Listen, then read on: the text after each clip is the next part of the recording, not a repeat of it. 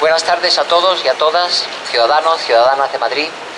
Es la primera vez que tomo la palabra en una asamblea del 15M y de movimientos alternativos, y quiero expresar mi agradecimiento, por tanto, a la invitación que me han hecho el grupo fundamentalmente de economía del 15M de Madrid, porque son con los que he tenido ya contactos anteriores en dos universidades de Madrid, en la Universidad Complutense y en la Universidad Carlos III de Getafe. Por tanto, no es la primera vez que estoy con ellos, yo llevo ya con ellos un tiempo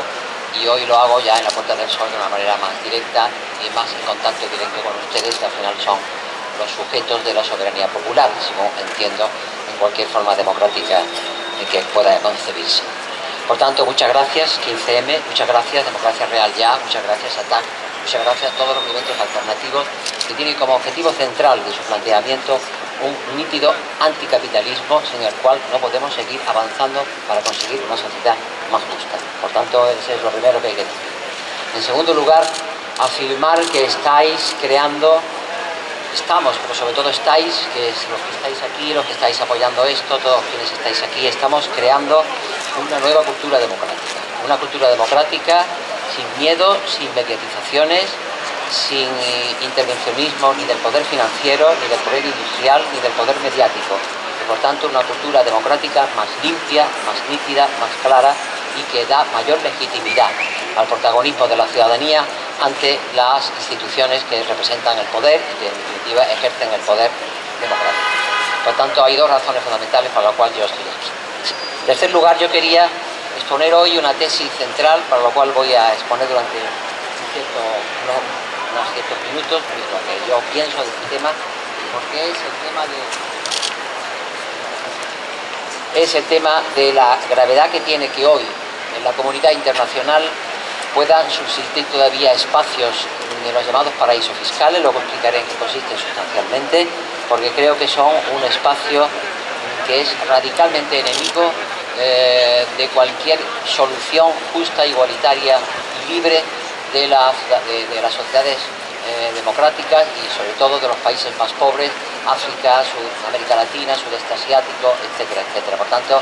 hay que acabar con esos paraísos fiscales y explicaré por qué. Voy a empezar diciendo algo que posiblemente muchos de vosotros sabéis, pero que yo creo que hay que decirlo. En el último junta de accionistas del Banco de Santander se levantó, no sé si era el accionista o un representante de una accionista,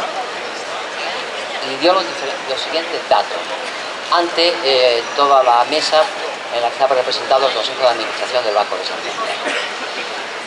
Dijo que durante los ejercicios 2006-2010, nadie le replicó, luego deben ser ciertos los datos, evidentemente.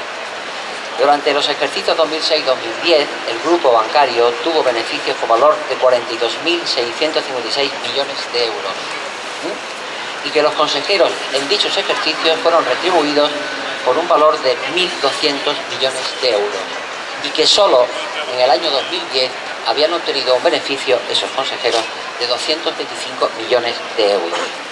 Es un ejemplo más de la rapiña, que no se puede de otra manera, de la rapiña del capitalismo y de los capitalistas que dirigen la economía de este país.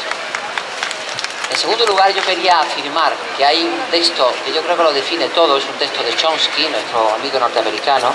que dice: el beneficio es lo que cuenta,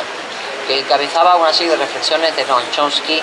sobre el neoliberalismo y el orden global impuesto por la economía internacional capitalista, en la que hablaba de la concentración del poder económico de una parte y cómo paralelamente a la concentración del poder económico hay una reducción del Estado a los mínimos posibles, ya lo hablaremos de este tema, al hablar de los derechos sociales en general, hasta poder calificarlo, como hacía él, de la minimización del Estado, es decir, a la reducción del Estado al mínimo posible para garantizar que el mercado de los capitalistas, que gobiernan los capitalistas, imponga sus leyes de forma sin control, sin límites, sin contrapesos y sin nada que pueda estorbarlo. Esto es lo que decía Chomsky y sobre lo cual a mí me sirve para yo crear o hacer esta reflexión en voz alta. Yo quiero decir que el punto de partida de esta situación, que yo creo que no puedo dejar de definir de trágica, porque detrás de esto hay mucha tragedia de personas en paro, hay mucha tragedia de personas que no tienen derechos satisfechos debidamente, y ya no hablemos de las situaciones de las personas que viven en África, que mueren cada día, que no tienen escuelas, que no tienen acceso al agua potable, etcétera, etcétera, y la situación es una tragedia inconmensurable. Pero detrás de todo esto hay algo que se llama la economía de mercado. Y ese es el concepto clave que explica muchas de las cosas que vamos a decir y que se están diciendo aquí hoy y que se continuaremos diciendo mucho tiempo después.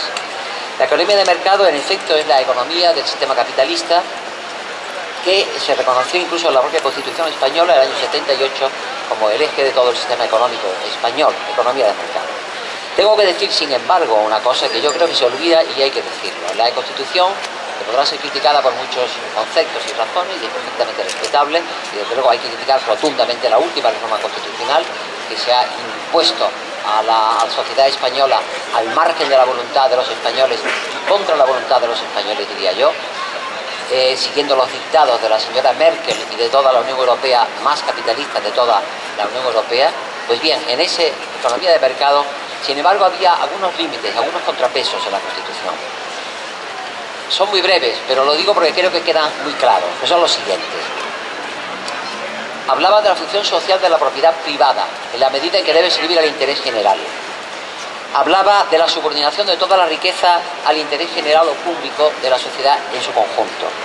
Hablaba de la necesidad de planificar la actividad económica cuando ello garantiza la mejor armonización de la distribución de la riqueza entre las diferentes comunidades o regiones de España. Hablaba de una armonización o una dinamización de un sistema fiscal, un sistema impositivo más justo, progresivo, etcétera, que garantizara una acumulación de las bases imponibles con más fuerza, con más riqueza y por lo tanto con más capacidad de generar una política fiscal justa. Yo pienso que una de las graves consecuencias que tiene la crisis y una de las graves consecuencias que tiene la Unión Europea y una de las graves responsabilidades que tiene el gobierno español es haber estado no al dictado de estas prescripciones constitucionales. Yo creo que la Constitución tenía raíces para haberse opuesto a lo que no se han opuesto y haber atendido y accedido a los criterios impuestos por la señora Merkel, el señor Sarkozy, toda la Unión Europea y la banca mundial. Y por tanto nos han llevado a un estado de crisis y sobre todo de crisis para los de siempre, que son los de abajo, los trabajadores, las trabajadoras y sobre todo las clases más excluidas y más marginadas de la sociedad. Dicho esto, yo creo que hay una realidad que va acompañando también a esta situación, que es la siguiente. Yo creo que si estamos en un crack que tiene su origen en el año 2008 con la caída de Lehman Brothers, y ya lo sabemos exactamente qué consistió, yo pienso que si hablamos de justicia en el concepto de una reflexión general sobre la economía, hablamos de igualdad. Y si hablamos de igualdad,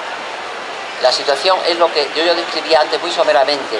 pero cuando realmente estamos en una situación de desigualdad progresiva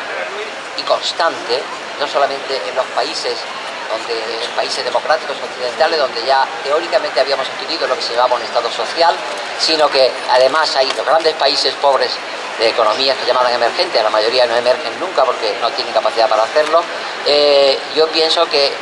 estamos ante una realidad que quebranta los principios de la igualdad en el mundo. Y esto es lo que prueba que la comunidad internacional no haya sido capaz de cumplir los objetivos del milenio de Naciones Unidas para el año 2015, cuando se planteó como objetivo central reducir la pobreza extrema, sobre todo de África y otros países similares, a la mitad. Ni eso se ha conseguido, con lo cual se ha asentado el capitalismo, ha producido una mayor desigualdad entre países ricos y pobres y entre clases ricas y pobres, los países democráticos, y los objetivos del milenio de la Naciones Unidas han pasado a ser historia porque nadie los va a cumplir, y yo diría más, yo creo que nadie ha tenido voluntad nunca de cumplirlos entre los gobernantes, ya sea políticos, ya sea económicos, de ninguna manera.